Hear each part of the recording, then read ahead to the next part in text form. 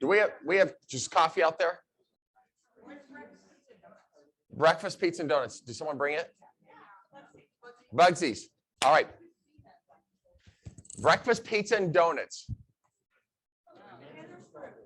As we're getting to spring, usually attendance picks up in sales meeting. It doesn't continue to get worse. So I don't know if it's that I'm speaking. We'll put Heather back up here. We did have Heather and Jay up here last time. That might have took the attendance down a little bit. You're being reported every time you're I tell them, you don't know. We go back and we bleep out everything that could get me in trouble. We look stupid, but we're not that stupid. Who's watching the Olympics? Anybody? 4 of you? How come when I was a kid, everyone watched the Olympics? Now nobody watches the Olympics. Well, we had 3 stations. We had 2 other choices. The rerun of the Kansas City Chiefs. Fred. Can we transfer Fred's license today? That was painful, Fred. All right, we got a quick little video here. And then we're gonna roll into this thing. Thank you. If that video shows me anything, by the way, Christy is the master at digging out videos, aren't you? I mean, Gina, she just always comes up with tons of. So thank you. She is our go-to person on this. If that video shows me anything, it shows me compassion and caring and so forth. I was at a funeral on Friday.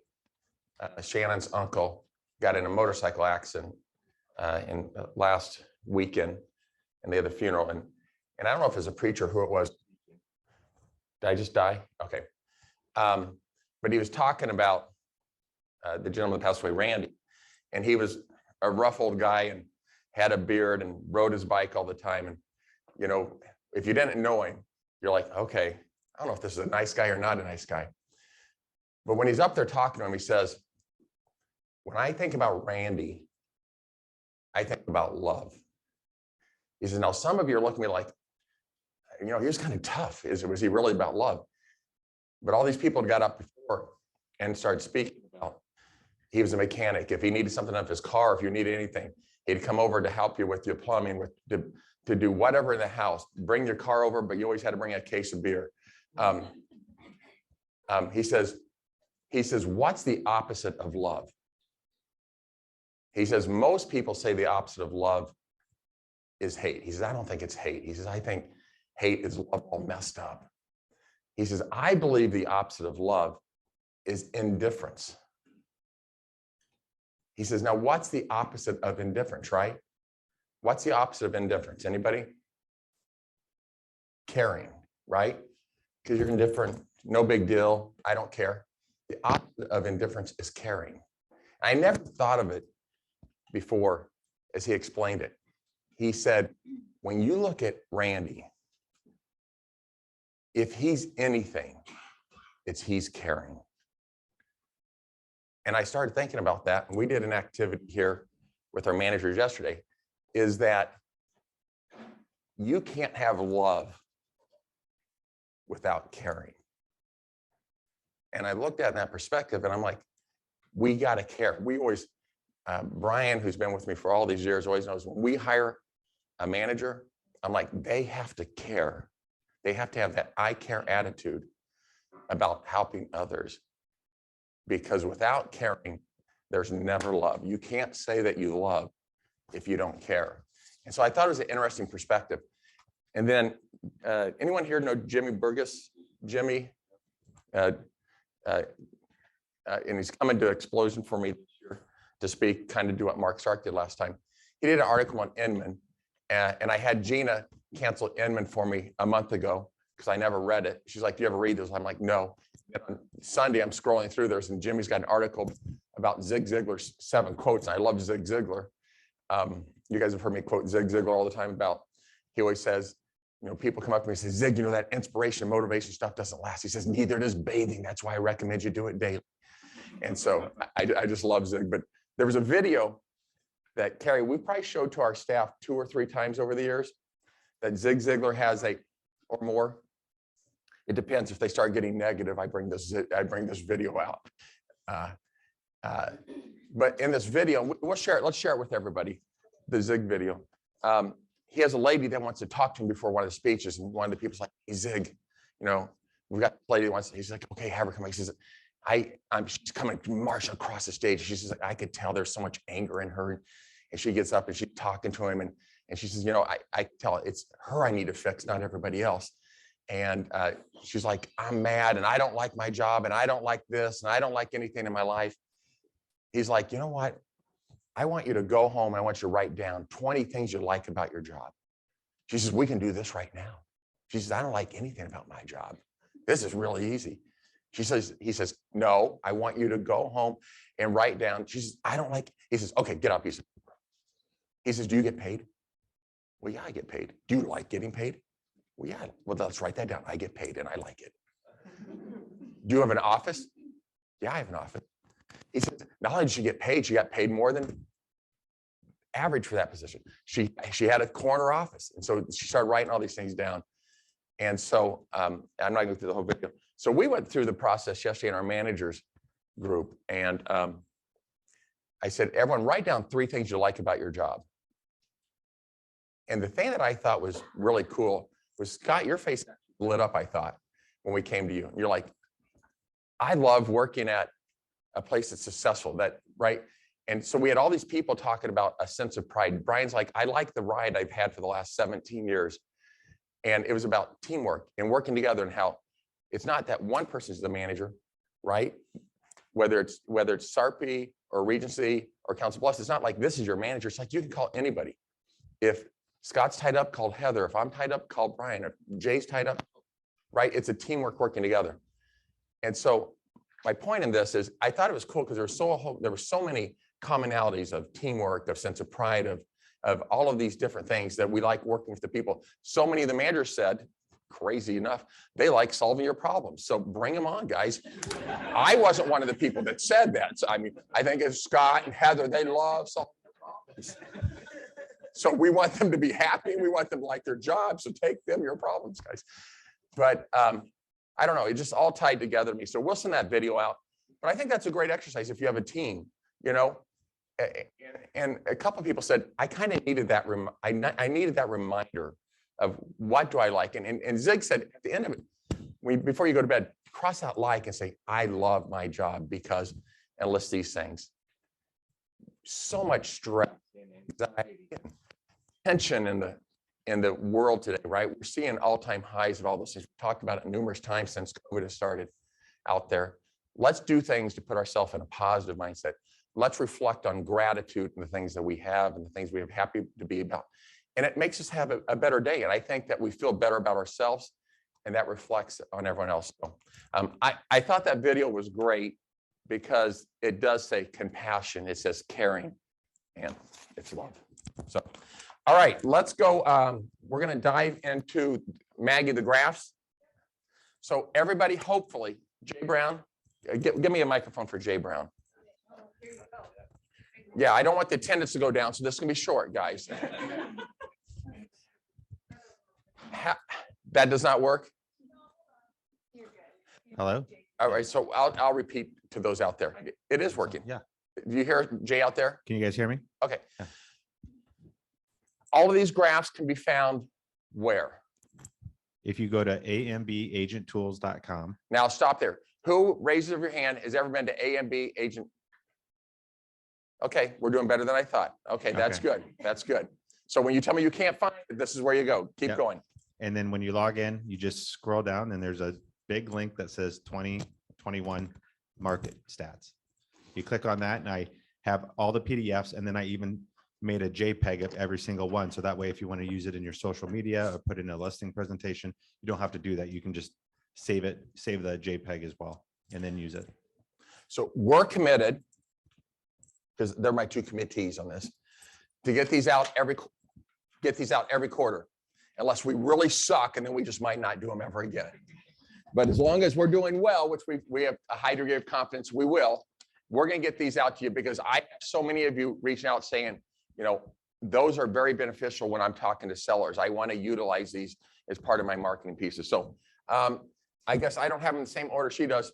So real quick, and then we're going to give all of these out to you. We'll go through these real quick again at our awards breakfast, which is 4 weeks, 1 month. March 8th.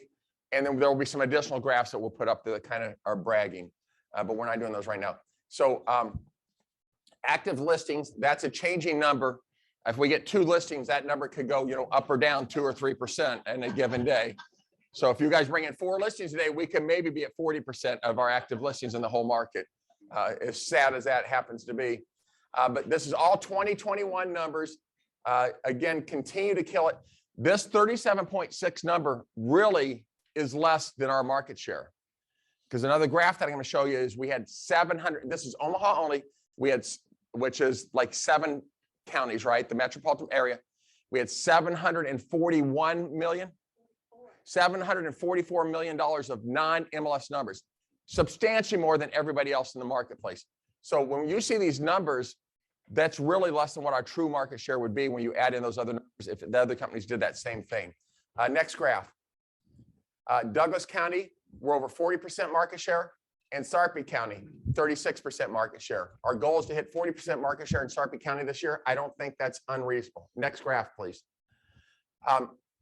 So we're trying to do these because what I wanted to do, Scott and I were kind of going through this, and we're like, listen, we're not capturing, when we were going to MLS, we weren't capturing all of these units and all the sales volume that we're doing as broker exclusives. So we've redone this year. We're saying, here's the market average for everybody, okay? So you can show that to people. But we're saying, let's make sure that we're putting in truly what our agents are doing. Let's put in for Omaha, let's add in that 741 million and so forth. So this is, and just so you know, marketing has a clear understanding. When we put graphs together, we need to make ours stand out and we need to make them look dull and boring and non-significant. That is part of the strategy. If they bring it to me and they look as good as we look, we send it back to them immediately. You don't even need to show it to me. That doesn't work. So, so these are our real numbers for 2021, which really, I think in light of what was going on with more agents, to do 14 plus transactions per agent in last year's market is an incredible number. So congratulations to you. And this 6.4, Doug or Bill or someone can probably tell me, a national average is, what's the national average? 4 or 5 transactions an agent. I mean, it's a horrible, it's embarrassing number. Next graph. And then here's just a cheat graph. We were kind of flat with the market. We were up on a couple, we were down on a couple, but here's just showing you kind of where we were on our market share in all those places. Active listings as of, see, on the first we were 36.04, on the 26th we were 36.85. I mean, literally it changes by a couple listings. This just kind of shows the market was pretty much flat for units last year. Sales volume was up about 10% last year. Pending sales in the market was down 5%, and we were actually down 2.7. So across the board, pendings were down, units were pretty much flat, and average sales price was up about 10% as a general rule. Next graph. This is the graph we started making, I believe, last year, right, Scott? We're like, let's put what our total numbers are. This is Omaha only. We back linking out of these numbers because this is Metro Omaha numbers. But over first time ever, we did over $4 billion of closed sales out of Omaha, Nebraska. That's crazy significant.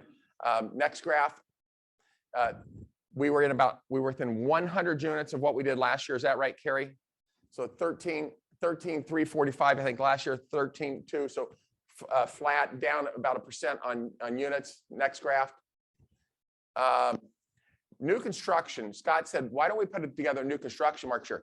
Now, this number is really misleading because our market share on new construction would be substantially higher than this because of that 741. Again, 3 primary areas, a lot of upper end executive broker exclusives, upper end new construction that never hits MLS, and then lots of land, which would bring the unit count down.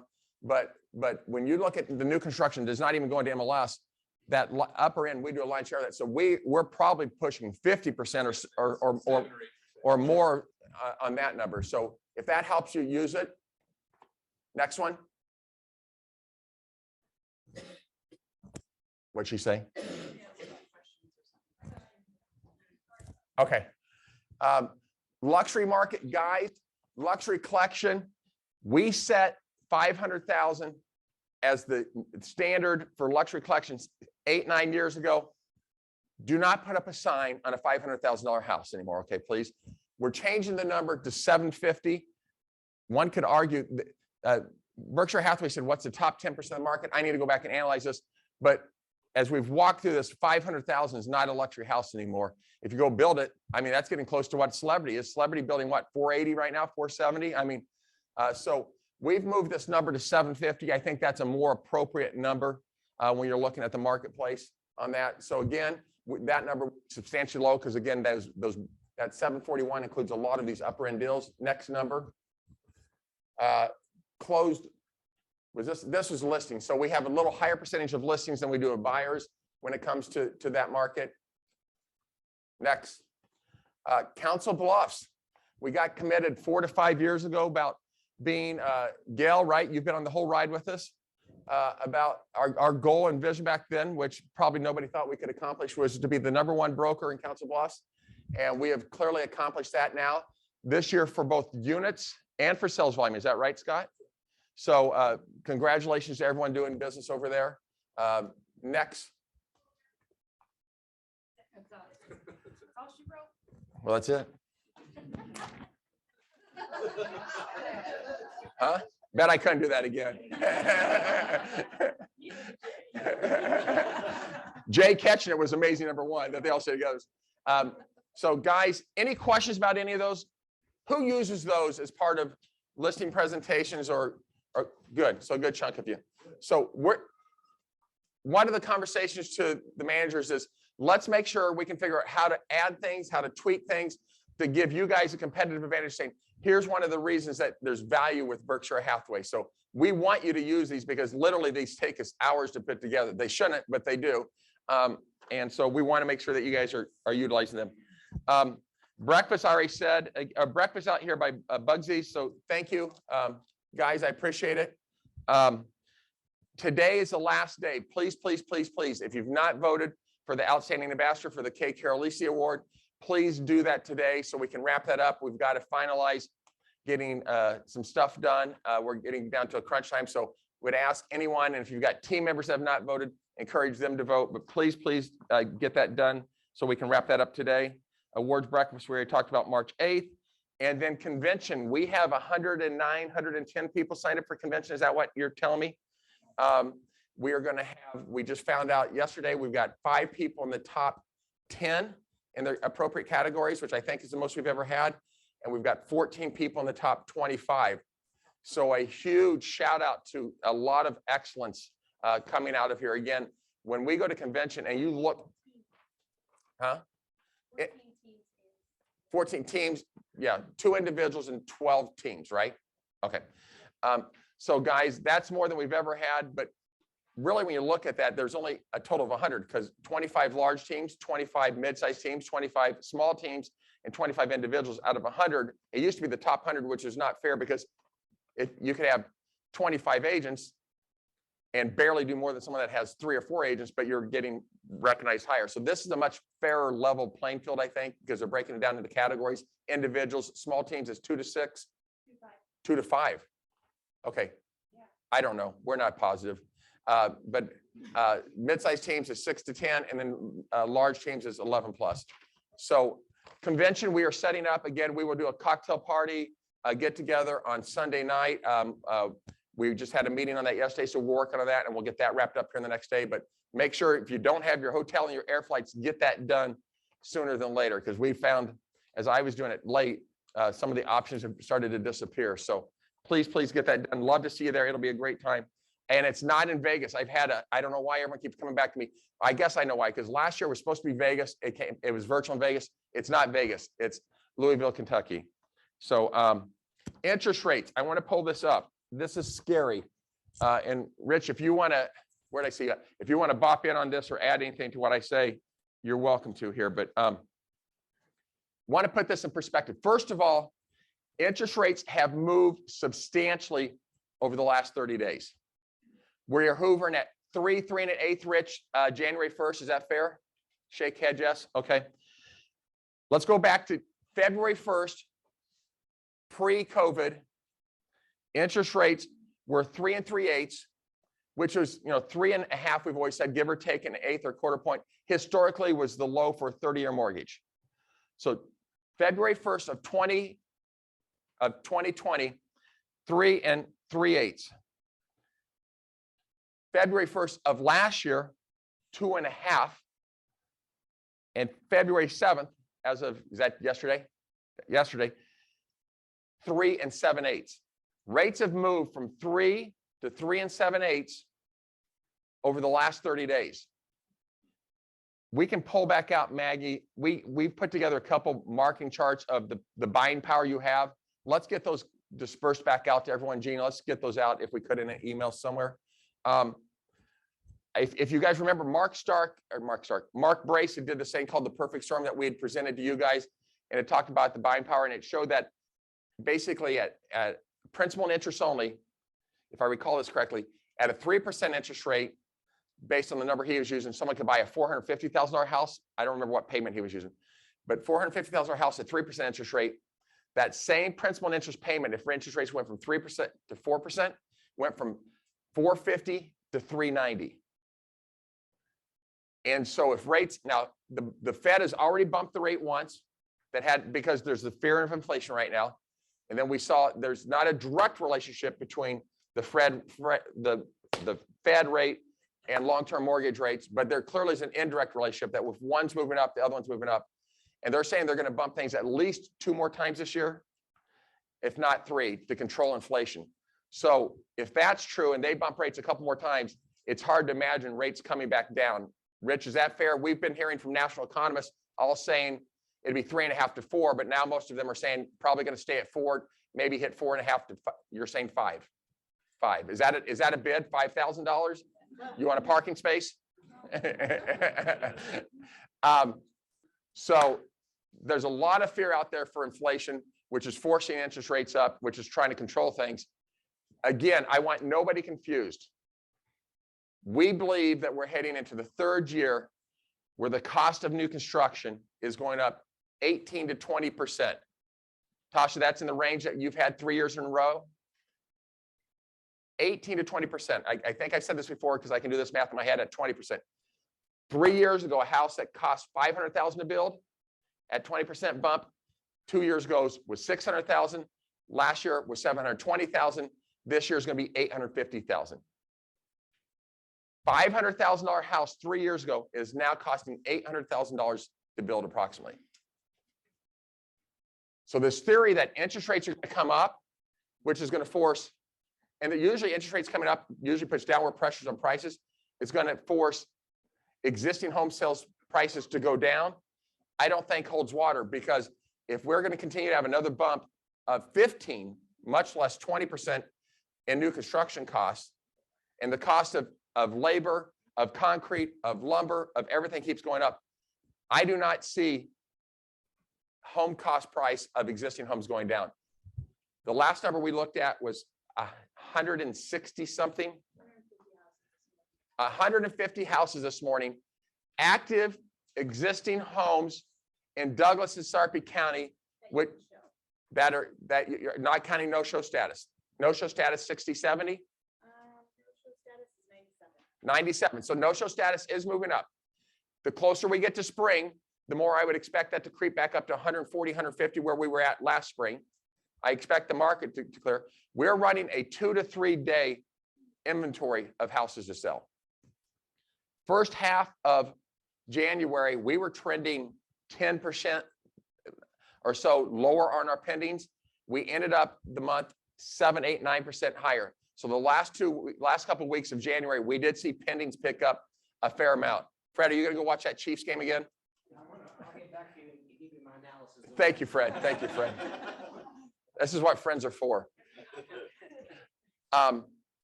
So we're seeing activity pick up, but I'm going to be a broken record, guys.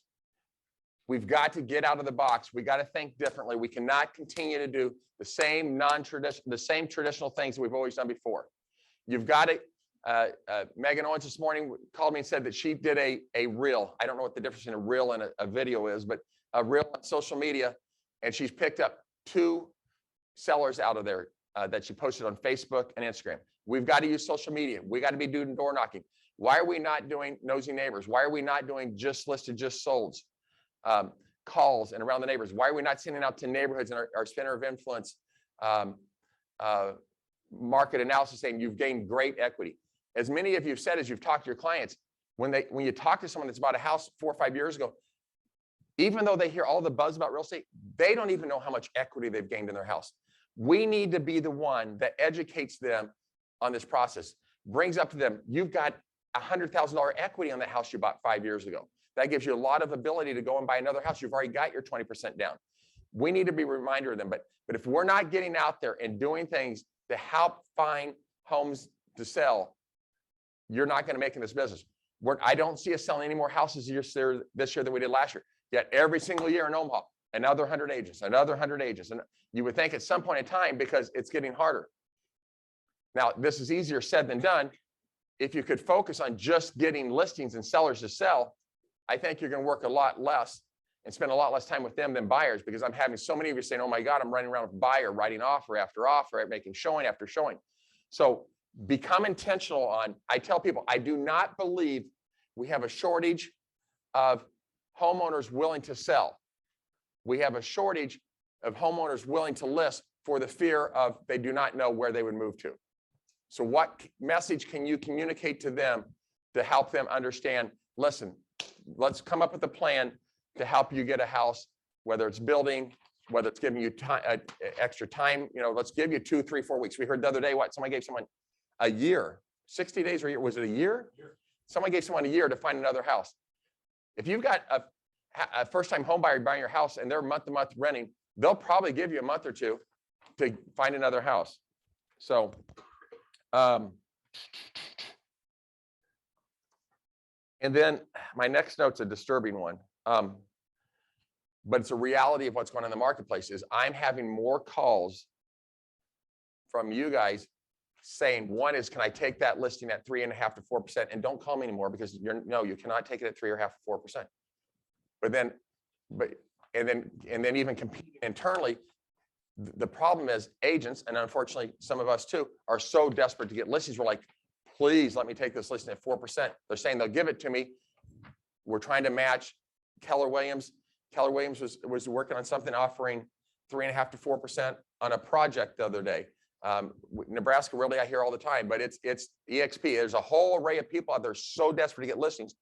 We're hearing this number 3.5, 4%, 3.75 all the time. So we've really got to figure out, what are we doing? What's our value proposition? We need to be more knowledgeable. But again, start becoming cognizant. What are the things that I can do that people find value in? What are the things I can do to make this easy, simple, stress-free, that they'll pay me to do to get this?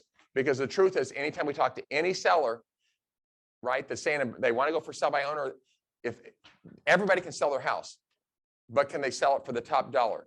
Is there going to be a lot of stress involved in that transaction? I think we're going to start seeing a lot of appraisal issues. It's too early in the year. Are you starting? You're already hearing them? All the time already. I mean, 26,000. I had one the other day that said 20-some thousand. I mean, they're happening. So you guys better be prepared with appraisers. And then also for your sellers writing floors and.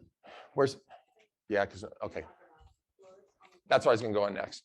So she was saying that, because we're starting to see a lot of offers come in where people are coming to us saying, well, I've got an offer, but it's subject to financing, which makes me nervous. And so there's a couple points there, but they're saying we'll pay $10,000, $15,000, $20,000. We're seeing commonly for an appraisal gap. And I'm like, that's great. But if you're selling a house for $350 that's listed at $300, and we're seeing houses sell for $30,000, $40,000, $50,000, upwards of 20% over the list price right now, protect your seller. We had some of these situations last year, which was not good. So if you're going to accept an offer and the buyer's going to pay a $15,000 appraisal gap, and you sold it for $350 and it was listed at $305, you need to make sure with your seller, you say, okay, if we appraise at least $325 and you're getting 15 on top of that, you're getting $340, that's not the $350 the offer is. Can you live with that? Ask them what number they can live with, but then say that if that home must appraise at $325, otherwise the seller has the right to void the contract, or buyer would have the right to pay the additional gap and difference. If it came in at $320 versus $325, if the buyer wanted to make up that extra $5,000, if the seller wanted out, they could do that. But put a floor in there for your sellers. Don't just accept carte blanche that they're going to pay $10,000, $15,000, $20,000 and just assume the appraisal is going to come in within that margin of the purchase price, because that's not happening in many cases right now. Yes. So do you think that hurts the appraisal to put that in the contract? And should that be put on a different addendum, like buyer to cover any appraisal shortage? Who can walk around microphones? They speak so fast, I can't get it. You're a pro athlete. You gotta be quick on your feet. Do you think that gives the appraiser like a green light to underappraise it? Throwing this, where appraisal language in there. So should you say buyer to cover for the microphone. any appraisal gap coverage and put it on a I'm different gonna let Rich addendum? answer that versus me. Okay. Perfect.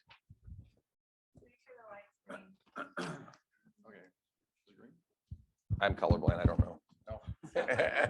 Hey, Chris, good question. And the reality of that is each appraiser is an independent contractor. And so some of them pay attention to the contract, some of them don't. My experience has been, I think some will absolutely read that and they will come in exactly at, like if you put a $300,000 purchase price, we'll cover a $10,000 appraisal gap. They'll come in at 290, end up at 300. We've seen that type of stuff happen. At the end of the day, what really happens, buyer and seller set the market. If they miss the appraisal, you want to dispute that appraisal that comes in. You better know what the lender does to dispute the appraisal and how much of a pain in the tail that is. Because if it's a big pain in the tail to dispute the appraisal, then you probably don't want to work with that lender. Would be my opinion. To your point, I think it makes a lot of sense to put some of that stuff on an addendum and send it over separate, saying this is meant to be part of that purchase agreement, send it. And then It will still go to the appraiser. That addendum will still go to the appraiser. if we Well, give it to the lender. It's supposed to. Well, and then we find out an hour before closing, there's an addendum and everything's blowing up. Like,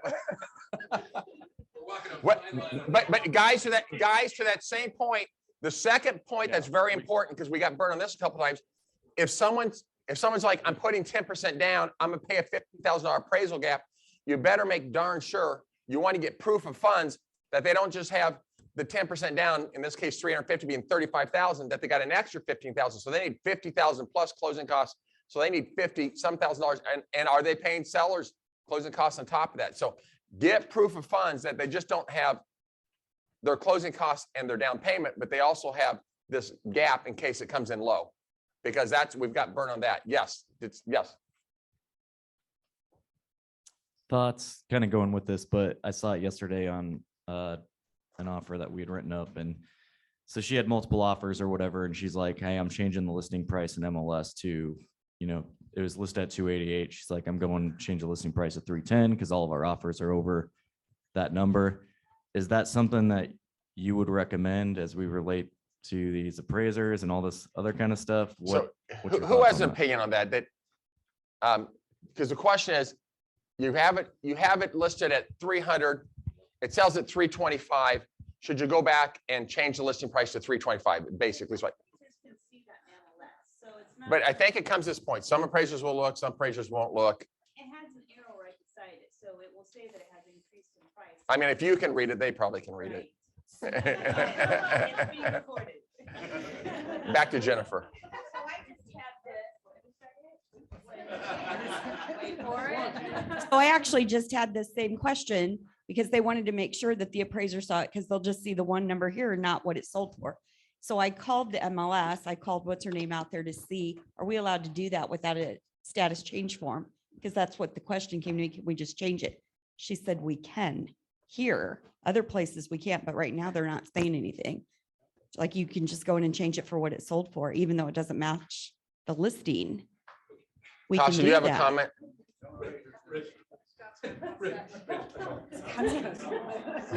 I wasn't done. So remember, I wasn't done. yeah, appraisers are members of the MLS. Right. And so they have access to it. They'll see what it listed at. So changing it isn't going to change the game for you. They'll see that. The other thing about this whole thing is the market just, if it's not selling over list price, I think people are smart enough appraisers are smart enough to know that probably the agent screwed up pricing. I mean, either Chris Beaton priced it, right? Because he has the Chris Beaton strategy, but it works for him, which is fine. There's no one right way to do this. But the market we're in today, the vast majority of the houses are selling over list price. I think the big key is to make sure that the agents are getting a packet saying, look, we had these 17 offers. And they were coming and made it a cheat sheet saying they came in this price, this price, this price, this price, this price. Many appraisers are now in the mindset of saying, this is what the market, to this point, the market determines the price for buyers and sellers, right, of what something's worth. So I don't think it's a big deal right now because I think there's almost an expectation the house is going to sell, Ryan, over 15, 20, 30,000 over list price. Yes. But it does help us as we're doing CMAs for a future seller to have all of that correct information. in the Well, you're going to have the MLS. correct information when it closes. We're going to put in the close price. So if it listed at 305 and it closed at 350, when we put it in for a closed transaction, we're putting it in at 350. Right, Carrie? We should be. Yeah. The other thing is when you're trying to price a house today in a market that's moving very rapidly, call any other listing agent that has pendings in there and try to get an indication. If they were listed at 305, are they selling theirs at 315? They might not tell you the exact price, but most of them will give you a good enough indication saying, you know, you'd say, was it north or south of 325? And most of them will tell you without giving you the exact number. Any other questions on this? Interest rates, anything you wanted to add to the conversation about interest rates? Sounds like when your motions back there, you're expecting them to even to go up. The beginning of the year, you and I had a conversation. We were thinking probably hit 4% and probably plateau, but it's moving so rapidly. There's a conversation they may go higher than that. Let me nerd out on numbers for a second. Interest rates, here's what's happened globally, right? So our mortgage rates are really tied to the 10-year treasury yield. Okay. So what's happened globally is the German bond and some of the other 10-year notes that other countries publish, their yields have increased because they're trying to do the same thing we're doing, is stave off inflation. Okay. So what that is happening is it's taking money out of the US Treasury, right? And it's going into the other countries, their 10-year treasury yields, right? Or 10-year yields. In essence, what has to happen for the US to cover their debt is they've got to raise the yield on the 10-year treasury in order to attract investors to put money into it. When they raise the yield, mortgage rates follow. I sense this is going to continue to happen. I think inflation, in my opinion, we are not at a flash point of inflation. We are at a point where they better stop it or it's going to get out of control. Wages are going to get out of control and it's going to be hard to stop. I don't think it's as bad as it was in the late 70s, but I don't think we're far off of a 5% interest rate, in my opinion. Now, my other opinion is, I don't think it's going to matter to the purchase market. I think that your activities are going to dictate how much business you're going to do this year, and that people that have an emotional tie to seeing their family in their next home are going to move forward to it regardless. And so the people who are active enough and kicking ass through this market are going to win. Period. Yep. Interest rates aren't going to matter. I mean, the reality is, you know, between February of 2020, interest rates were at 3 3/8 on a $300,000 loan. Your payment was $1,326. And February 7th, yesterday, at 3.875, you're at 1410. So take that up another percent, you're probably at 1515 for a $300,000 loan amount.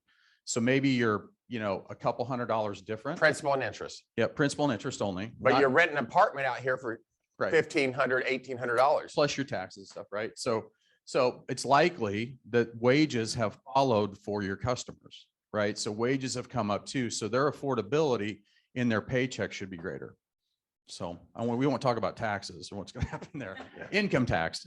So real quick, Maggie. Can I? Yeah, go ahead, wrap it up. Couple things. If you have people under new construction right now and they're freaking out, right? Because they're not locked down, you know, go get a long-term interest rate lock. We've got a 6-month lock. It's really kind of a free insurance policy. They pay a 1% fee to lock it down. They know what their rate is 6 months from now. Worst case scenario, they can float it down for free within 60 days. Okay. That's one product that's out there. There's another one out there. If you have customers that are they're getting pre-approved, they're concerned about interest rates, they can lock that interest rate down today on a to be determined property. They don't even have to have a property identified, and that interest is going to be good for 90 days. That costs them nothing other than providing documentation. They got to provide their income and their assets and disclosures and some of that stuff. So there's some products out there that'll maybe help calm people's nerves a little bit. So. Thank you, guys. Yep, thanks, guys. Maggie, before we run out of time, we want to go through, come up HomeBot and Home Easy. Or HomeBot and Move Easy, right? Move Easy is the new Yep. thing for Move Guru. Okay, so really quick, Thank you. and we will be sending out a lot more information about this. We've been on a product called Move Guru for the last couple of years. That is the drip email campaign that goes to your consumers leading up to the time that they close on a house. We've heard loud and clear that you don't really like that program. So we are sunsetting that program and moving to a product called Move Easy. And so it is a similar service. However, it gives you a lot more control. So let's talk a little bit about what you can do. The day before or 2 days before leading up to when a client receives that email, you have the option every single time to opt that client out of getting any communication for you. What they do is they provide everybody a dashboard that you can log into and a dedicated moving concierge person.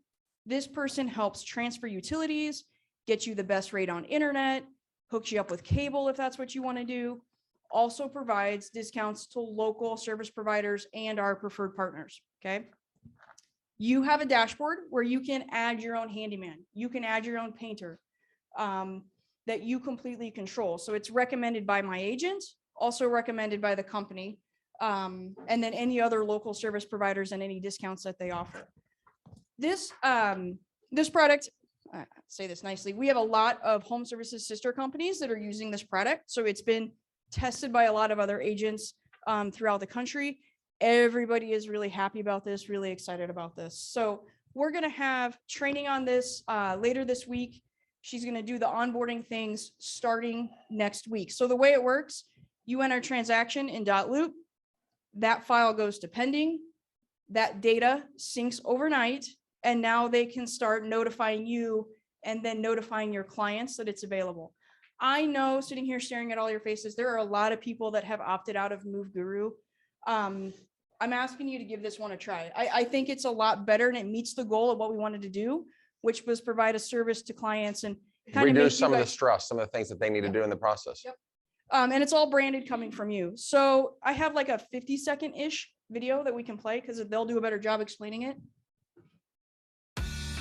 Introducing Forever Concierge, a lifetime concierge for your clients that helps them manage all their moving and home management needs and keeps you top of mind throughout the lifetime of their home ownership. Wow, we're under contract. Your client's concierge access begins the day their house goes under contract. That should be via a wow. personal invite that comes directly from you. They can complete all pre-move tasks, including services from your mortgage, insurance and title, and home warranty provider. They can also accomplish moving-related tasks such as finding moving companies, filing their change of address without going to the post office, and keeping track of their move with the help of a week-by-week interactive moving checklist. Hey Rachel, I have a question about my internet provider. Each of your clients also gets a dedicated concierge agent. So if they wish to speak to a real human being, they're just an email or a phone call away. Their concierge can set up their utilities, walk them through all their internet, cable, TV, and home security options, and schedule those services well before your client moves in. They are also able to access exclusive deals and discounts, saving your clients time and money. Do you have any reputable home pros that you trust and use? You can easily add all your trusted vendors to your Forever Concierge platform. Your clients can easily connect with those vendors from your own branded mobile app, your branded online platform, and through their home devices, such as their Amazon Echo or Google Home. So the next time they need a cleaner, a painter, or a contractor to remodel their kitchen, they can rest easy knowing that they were connected to a reputable vendor recommended by the agent they trust. Forever Concierge, your client's personal move and home management assistant for life. So Maggie, that would be each individual agent would have their own list of vendors, right? Correct. Well, we'll load vendors in there. There will be some local market vendors, and then each agent can have their own list of vendors in there. This was, quite honestly, this was something that the old provider said that you guys could do. And it was never something that was fully functioning and working the way it should. Trucks in there? Yes. All right. For a slight fee of $10,000 a month. Yeah, for a nominal fee. talk to Scott. So that is coming. Please look for emails from me about that. There's going to be online training, and then that data. So we're going to stop sending data to the old vendor, and we're going to start with the new Monday of next week. So on Valentine's Day, that stuff will start coming out from the new provider. And then the other thing I would like to add is this company, the people that are helping connect the utilities, making the phone calls, things like that, they are not paid based off of how many security systems they sell. So that was the feedback that we had a lot from the old vendor, and it was a big pain. So just know it's a new, better provider. Please, please, please, if you didn't try it before, you didn't like it before, give it a try. I think this one's way, way better. Were you gonna go over HomeBot? We can. Yes, it's free. Except for to Kevin. Kevin, talk about trucks. Did I hear the price changed or? Yeah, we raised it as of January 1st. So can you tell me what they are? So Weekly rates are now $60, flat rate fee, then weekend went up to $70. so $10 each. So now 60 during the week, 70 weekend. Okay. HomeBot, really quickly, we have a lot of agents that are reaching out to get connected to HomeBot. So again, it's the service where it's going to send drip email campaigns to your clients and your customers, providing them your monthly equity report or wealth report. Has a 60 to 70% open rate. We would encourage you to partner with a prosperity lender, because then it does tie in a little bit about what you can do with that buying power. There's a lot of CMA requests coming through. You don't have to have a client list to send to. You can post that on social media. You can use it in sphere marketing to a neighborhood. So we've used it multiple different ways to help you capture leads and addresses. But it's a great resource just to stay in touch with consumers. Like I said, we've had, after the first of the year, I've had several people reach out. We have, again, training sessions coming up at the end of February with HomeBot, with our account rep from HomeBot. One of them is just a generic, if you've never attended it, what to do. And another one is how to use it beyond just the dashboard that your clients are viewing. So Who's look for those coming. using HomeBot in here? Yeah, we have tons.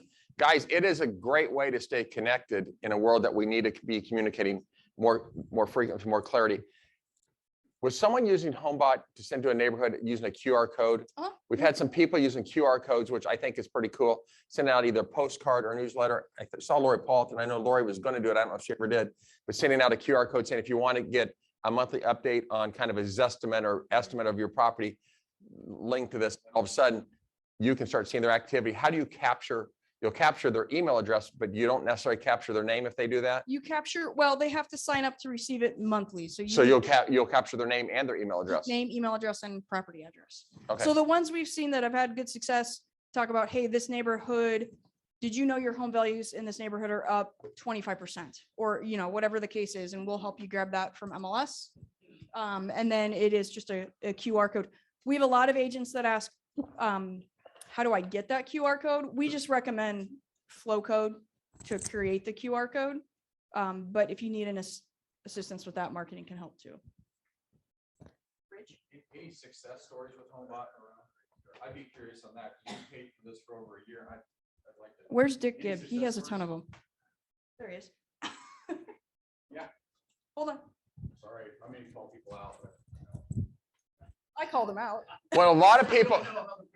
The lender paid the lion's share of HomeBot. What's the question?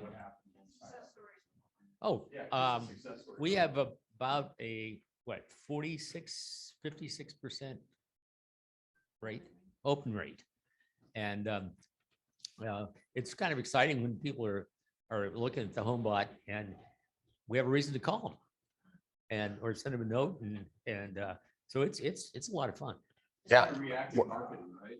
Pardon me? Well, reactive marketing, you get a chance, you can tell, you get notified when they get, when they're looking at it, when they open it. You've got to pay attention. Yeah, and then all of a sudden, boom, you can call them right then or text them, say, hey, I noticed you're looking at your house and HomeBot, something I can help you with. Yeah, exactly. You never know what'll be. We're encouraging people to, when you put them on there, call them periodically and say, are you looking at that? Do you have any questions about it? It's an excuse again to call them on HomeBot also. But I mean, we continue to see religiously 60 to 70% open rates on those things, but it does keep you connected. Someone else, go ahead. Was someone else going to? I've been using it, and 3 of my past sellers have reached out. So I am currently putting one of their houses on the market next week. Sold our one in the Ridges. And we have another one. So I've been really super happy with it. And they'll email me or text me, too, with questions. And I know Jay, you and Matt Beers, we had a whole array of people even using it beforehand where it was $25 a month because you saw the value in staying connected with people. Yes, Bill. I've had 3 or 4 in the last few months. Sellers reach out, past sellers, and they said, I think it might be time to move. And every one of them I looked and they were really active in HomeBot. So that stirred them up and they gave me a call. One of them was they sold, then they bought another one, and the other 3 are almost ready. So it absolutely works. Perfect. All right, guys, we are about out of time. I was going to, Scott, have you go through that. Let's just hit it. Broker exclusives. Call Scott or I if you have any confusion. We'll hit it next time, but I don't want to. I'm afraid it'll turn into a 15-minute conversation. They're not on my list of favorite things. Okay. Good guy. Who was last time's Mary Tomey? Is Mary here? She's here. All right. Do you have? Oh, there it is up here. We're all ready. First of all, thank you to Mike for passing it to me. Scott is getting ready to stand up. Oh. Oh. It wasn't me. So, so many people that came to my mind. And when Mike gave it to me, I just remembered what the priest in my church always said. He said, what? Less of me and more of Jesus. For me, it was less of Mary and more of goodness. So Mike, thank you for giving this to me. And the person I wanted to pass this to, I had so many women that I knew from my Bible study and my ladies I went out with who I would have given this to because they was all awesome. But then I just said a little prayer and this person came to my mind. He is somebody I knew when he was a Prudential, and I still have his number as Prudential in his name. He's always friendly, always helpful, always kind, and always real. Dick Gibb.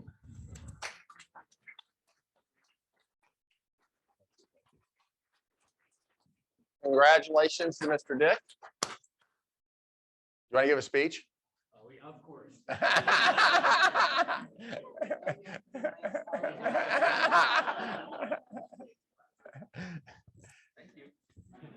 All right, guys.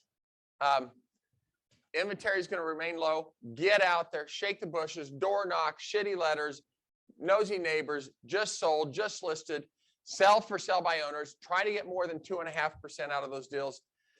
We've got to be focused on what are we going to do to get houses. Be reaching out to everyone in your database. Let them know how much equity they have. Let them know what's going on in the market with interest rates.